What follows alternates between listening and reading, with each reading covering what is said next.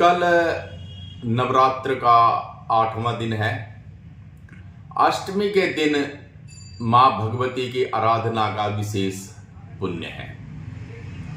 अष्टमी के दिन नवरात्र जो लोग व्रत के करते हैं, अष्टमी के दिन कन्या पूजन करते हैं, मां भगवती का हलवा पूरी से प्रसाद लगाते हैं। हलवा पूरी के साथ विभिन्न प्रकार के मेवे, काजू, बादाम, दाख ये भी प्रयोग करते हैं। ये नवरात्र पूजन है। 9 दिन तक मां दुर्गा भगवती का पूजन का विधान है, परंतु अधिकांशतः अष्टमी के दिन ही मां भगवती का पूजन हो जाता है और अष्टमी के दिन ही कन्या पूजन करके मां दुर्गा के व्रत इत्यादि संपूर्ण हो जाते हैं। और मां दुर्गा को विशेष रूप से हलवा पूरी ही पसंद है। यही वजह है कि अष्टमी के दिन हलवा पूरी से ही मां दुर्गा का प्रसाद चढ़ाया जाता है। मां सिद्धिदात्री, सभी प्रकार की सिद्धियां प्रदान करने वाली है। ये अष्टमी के दिन मां दुर्गा का पूजन है।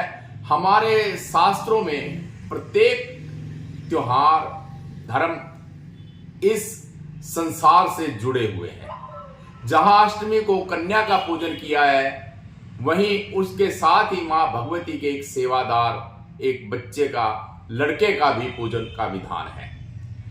और कन्या पूजन में चारों वर्णों की कन्या का विधान है। ब्राह्मण कोई आवश्यक नहीं है।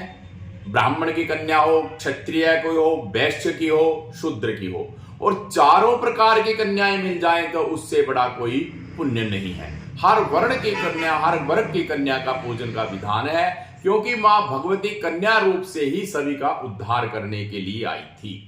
मां दुर्गा जो भगवान श्री कृष्ण की बहन बन के आई थी, कंस ने जिसका वध करने का सप्तमी के दिन प्रयोग किया था 7वें गर्भ में, वह उससे छूटकर आकाश में चली गई थी। उसने भी भविष्यवाणी की थी कि तेरा काल पैदा होने वाला है।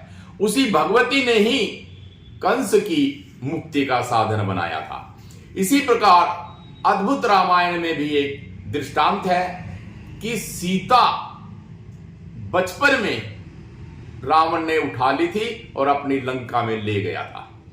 वहीं पर इस भगवती ने यह कह दिया था कि तेरा विनाश मैं करूंगी, लंका में रहूंगी तो तेरा विनाश करूंगी। यही वजह थी कि मंदोदरी के कहने पर रावण पुनः उसे जंगल में छोड़ आया था, परंतु गलती से फिर उसी को ही हरण करके ले आया और उस भगवती ने उसका उद्धार किया।